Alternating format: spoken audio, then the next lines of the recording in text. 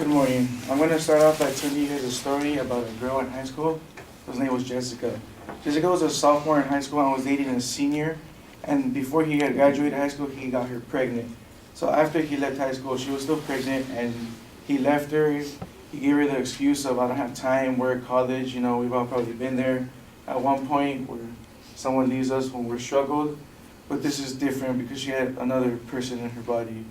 So due to not having to consent or involve her parents in getting an abortion, she went out and did everything on her own and opted out her plan and thought that the best option would be to abort her child with no one knowing. So she went on to the clinic and she did that. And after, she was in a state of horrific depression where she turned to drugs, alcohol, having sex with other men, smoking, anything negative that anyone could choose in their life. And no drug or drink or guy could cope with the pain that she had in her heart after, aborting her child. So she decided to commit suicide. Now you should listen to me because there is a problem with many minors aborting their child and after resulting to negative lifestyle choices. I will argue that the state of California should pass parental involvement laws because many minors are turning to bad lifestyle choices. In this speech, I will give a problem. And the problem is that many minors are, going to bad lifestyle choices. A solution, which would be to pass parental involvement laws, and a rebuttal, which is that parental involvement is not unconstitutional. So let us begin by stating the problem.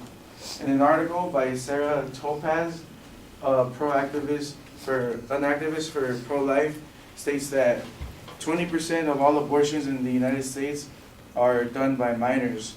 And she also says that the main reason minors turn to bad lifestyle choices is because aborting and is linked with physical and emotional distress, which is like alcohol and drugs and depression. So, and also in another article written by Sarah Topaz, she says that 6 in 7 women who commit an abortion rather than giving birth to the child have suicidal thoughts or become depressed. And that includes all women, not just minors. So if an adult woman who, is mature enough and old enough to make her own choices can become depressed after giving an abortion, what makes you think that a 14, a 13, or a 15-year-old girl won't? So now that I have stated the problem, let me tell you guys about a solution.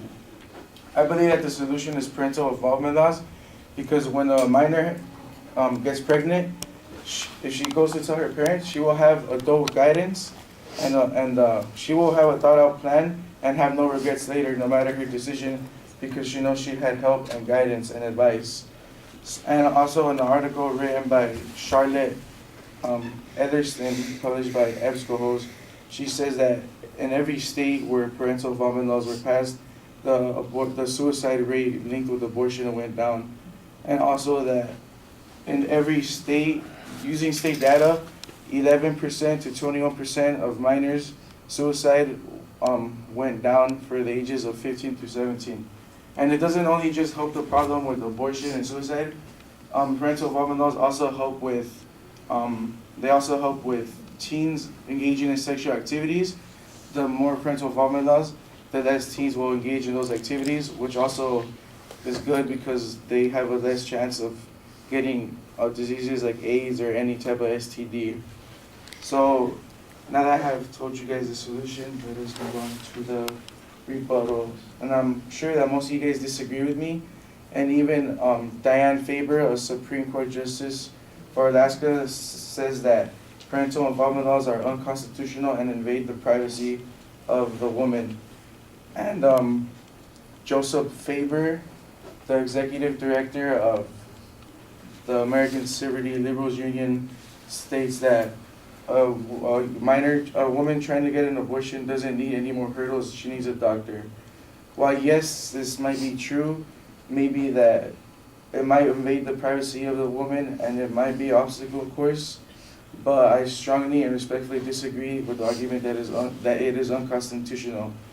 Because if a high school student if a nurse needs to call her parent to tell her that if she could give her daughter Advil, that's fine with everyone, but it's also fine with everyone that she could go out and get something as big and serious as an abortion on her own. So it doesn't make sense, it contradicts itself. And me personally, I work at the YMCA with children, and I have to make a medical report if a girl scrapes her knee and gets a cut. And I have to notify the parent, or else I could lose my job if I don't. So if I have to notify a parent about a girl getting a cut, but the girl can't, but the parent doesn't need to be notified if the girl goes out and gets an abortion, like that doesn't make sense. It doesn't go hand in hand, and it's contradicting. So now that I have said that, in this speech, I said, I argued that California should pass parental involvement laws, and I stated a problem, and the problem was that too many minors are going to negative lifestyle choices. I stated a solution, which is that parental involvement laws could help fix this, and also help fix other problems with minors, and a rebuttal that it is not unconstitutional. So we go back to the beginning with Jessica. If the parental involvement laws were implied in the state which she was in, and she went out to tell her parents could have helped her, which was a right choice. Even if it was still getting an abortion, she would have had the emotional support of her parents or any of those, and maybe she wouldn't have turned to killing herself.